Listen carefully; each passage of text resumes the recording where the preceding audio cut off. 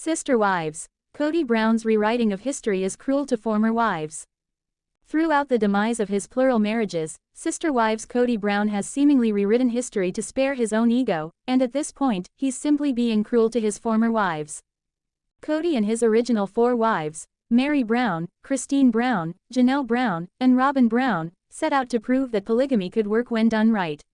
Sister Wives followed the family for 19 seasons, but it wasn't until Sister Wives season 16 that cracks began to show. Christine was the first wife to officially leave, and she was followed by Janelle and Meri. Kody and Robyn remain in a monogamous marriage today. In the aftermath of his divorces, Kody has struggled to find normalcy again.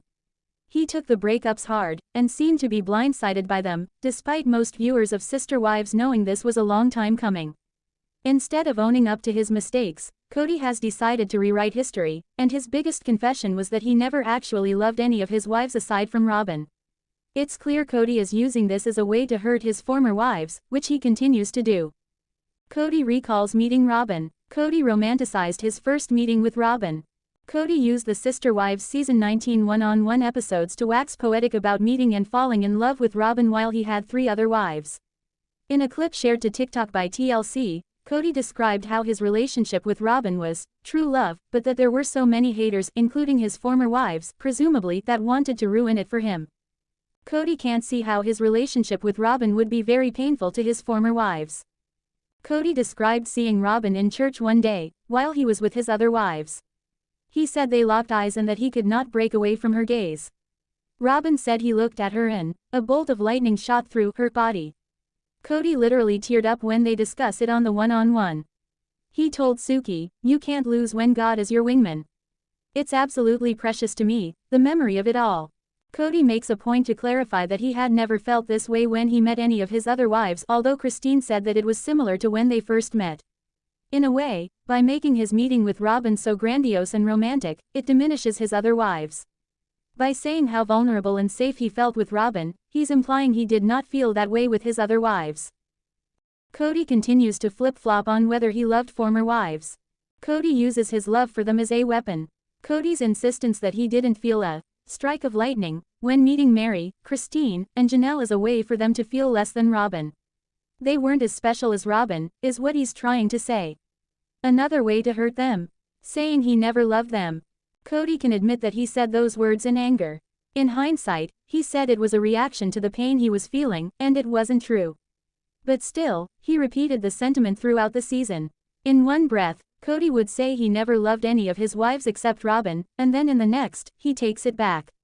At the one-on-one, he said, "I don't know what kind of state of mind I was, other than super angry.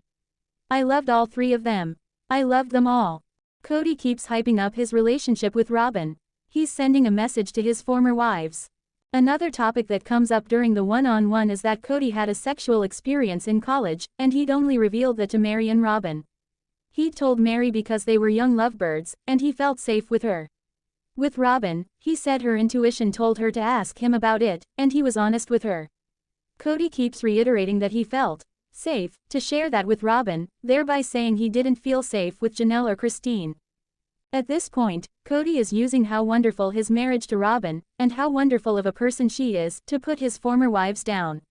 He said it was painful to fall in love with Robyn because of all the pushback he received from his former wives.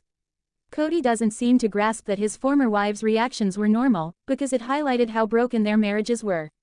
Any woman in that position would also feel slighted. HGTV's Aaron Napier, 39, needs to weigh in on this wild Sister Wives Western decor. No design shaming here, we all have our tastes. But the worst offense, thinking you've got an eye for style when you really don't. After one Reddit user got a hold of Sister Wives stars Robyn Brown and Kody Brown's interior design, it's clear they do not have a panache for style.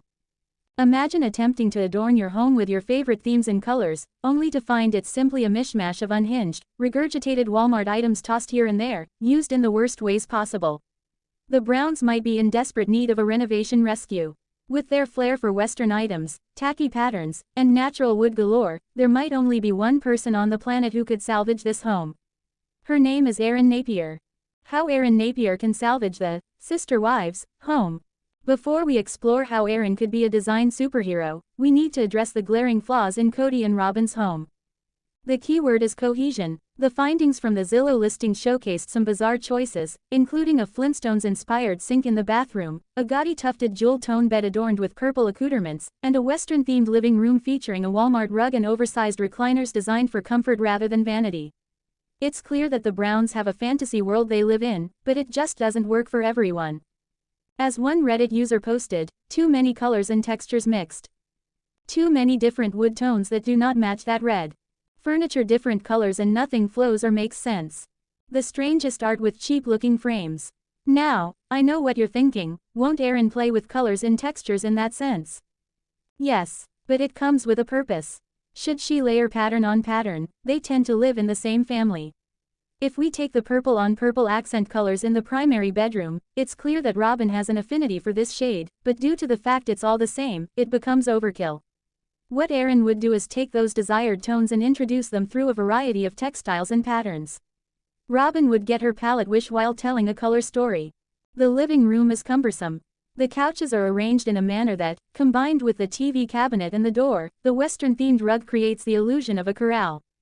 Erin can easily come in and find a less tacky way to bring in the rodeo.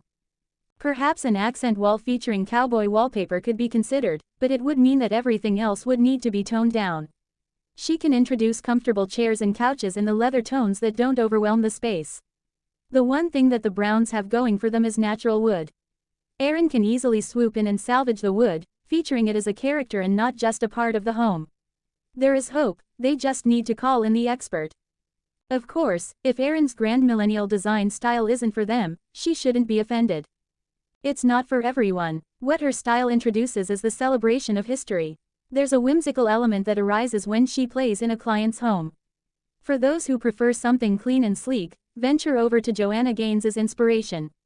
Her modern farmhouse chic has become a staple in many HGTV fans' homes. Though we may have just bashed Walmart, you can head over to Target to bring Joanna's hearth and hand into your own space. The beauty of HGTV is there will always be at least one personality who might speak to you. Tristan and Kamohai Kalama bring the spirit of Hawaii into their projects. Chelsea and Cole DeBoer celebrate farmhouse fab. Jonathan Knight gives you a classic farmhouse. Christina Hawk gives you a modern neutral aesthetic. The list is endless. So, Kody and Robyn, take your pick. There is someone out there willing to help.